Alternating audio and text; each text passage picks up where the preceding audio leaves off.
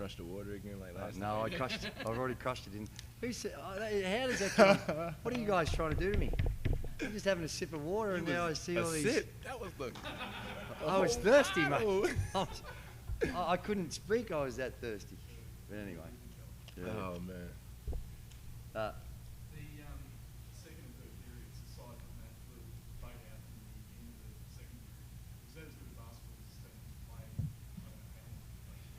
It was good. I think that early on we were playing that sort of basketball, but we weren't getting rewarded in the game I'm talking about. And we missed some shots that we normally make, some gimmies around the basket, some perimeter, wide open perimeter shots where I thought we could have been 20 up at halftime. And we only were up 13, and I thought, oh, gee, encouraging the fellas in the halftime break to really just trying to repeat it, and the effort on the defensive end was going to be the difference. And there was 3 guys that we really focused in on to say, well, if they're going to get out of this, there's 3 guys that are going to be able to do that. And I think they did a great job defensively in that third quarter. We start getting in the lanes, get some deflections. The desperation that we were showing. When plays, you think, oh, we're beat, but we had a guy running out at them, a guy blocking on the rim, the little deflections, and then we were taking off and still had the energy to go the other way. And Greg getting on the end of some of those and gets us all fired up when he's throwing them down. And it was just a fun game to be a part of. And as I've been saying to you the last few games, the last 3 or 4 weeks, I think we've been practicing like that. Our practice sessions have been good. There's been good intensity, working hard, and it hasn't always transferred into the games. But today was one of those games when Truck turns back the clocks and goes back to his Nebraska days, University of Nebraska days. He's hitting jump shots, knocking them down, diving on the floor, loose balls. I mean, he was back the old school. Definitely. And it's inspirational when that happens, and I think we all fed off that, and that's what it's going to take from here on out.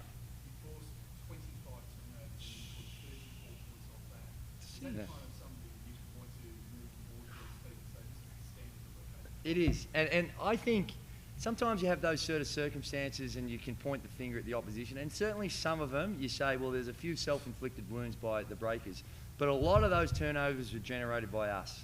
The way in which we're in the lanes, the way in which we're dealing with the on-ball screens, the help on the rotations, all those things I think look good tonight. And when they start making a few turnovers, they start second-guessing themselves. They're a little tentative from then on out, and we there was blood in the water, and we were then saying, well, right, let's go get it.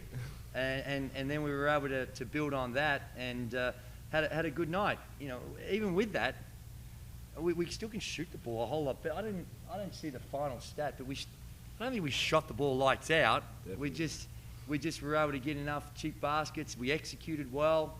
I think we're finding that balance between the native play and our structured play and getting the people the ball at the right time. So we enjoy this, but unfortunately, we don't get to enjoy it for very long. We have a day off tomorrow, and then we're back in it because we are in a dogfight, survival mode, trying to get to these playoffs, as are all the teams. Great game from you, Greg. You triple-double and were active at both ends of the ball. Did you feel really sort of engaged in this game right from the tip-off, and it seemed like it was, in everything? Definitely. Coach said we had to come out play like it's playoff basketball, so every play I went like it was playoff basketball, and we came out with the win. The guys have had a rough run, obviously. Yeah. Has the confidence level been sort of lowered at any stage? I mean, it's been a bit of a slog over the last. Nah, we all are still confident. We still come into practice like we're going to score. We still come out in games like we can stop anybody and score against anything. So we still have our confidence up. A couple of history, maybe bits, the Breakers and Kings history, the biggest one, Oh. Yep. How does that make you feel? You've been involved in a lot of engagement in China over many, many years, and you've built a lot of relationships there. To kind of see that happen, I mean, how does that make you feel to be a part of that? It's great, and I'm happy for Bo. He hasn't got to play too much, but Greg will back me up on this one.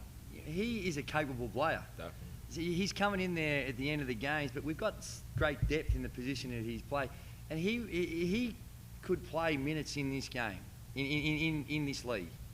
It's just unfortunately right now that with the way it is, with the team that we've got, it's not there. But he is practicing, and he pushes the other guys.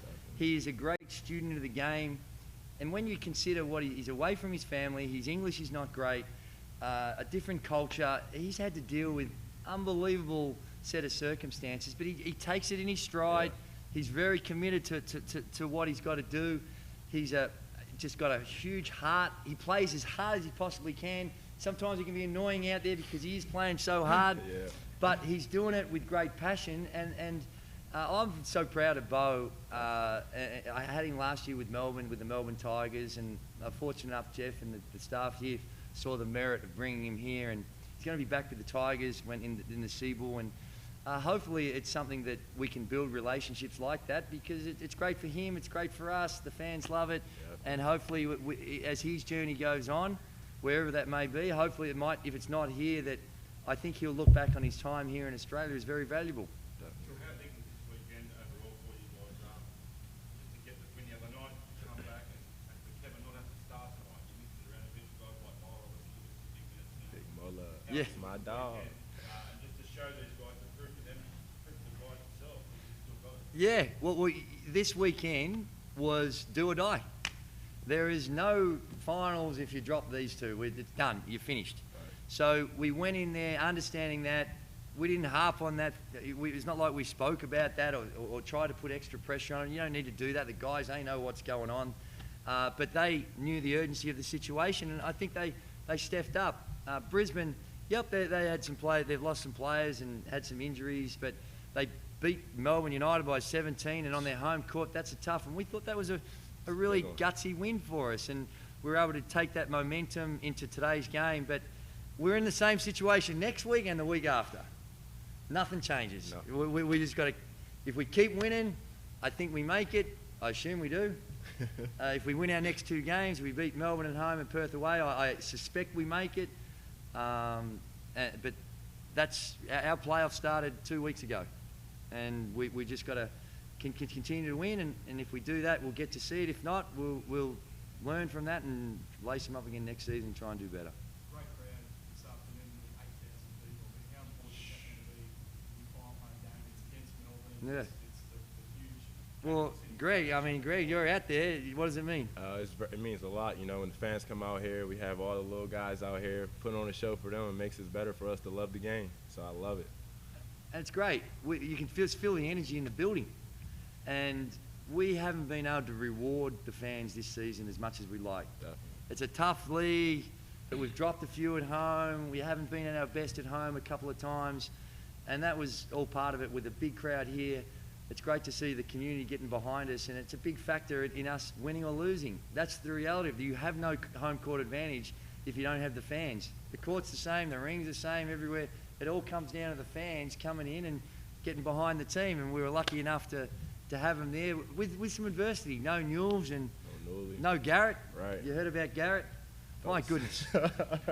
I mean, and rest assured, I've asked him how many, and Greg will swear to this, I've asked him many times. I said, surely, Garrett, there was someone else in the bedroom with you. Surely. How can you dislocate your shoulder? Didn't I? Yeah, I don't know how he does it. I said, how is that possible to dislocate your shoulder sleeping? Somehow or other, he figured out a way to do it. Figure it out. And hopefully he can recover. He's going to. It's the way it's been described to me.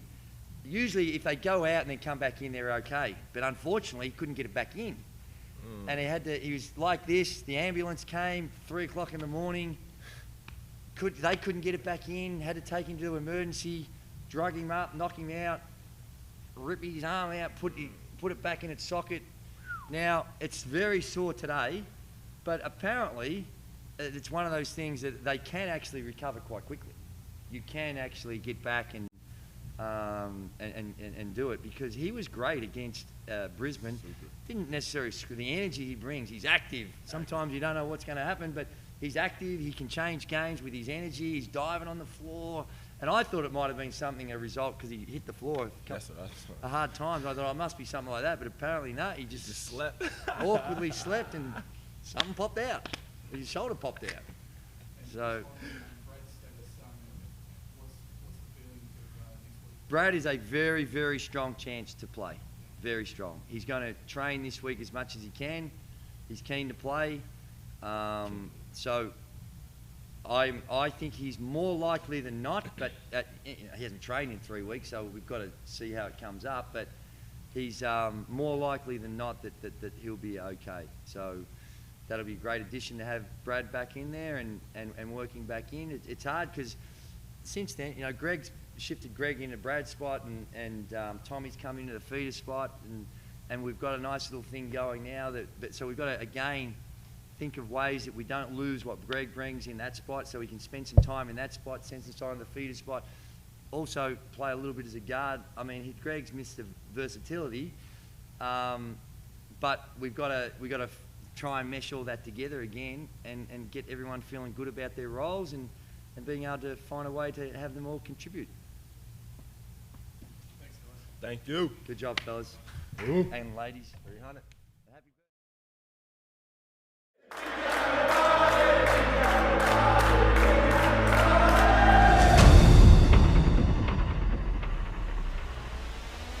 Hey, let's go get a win.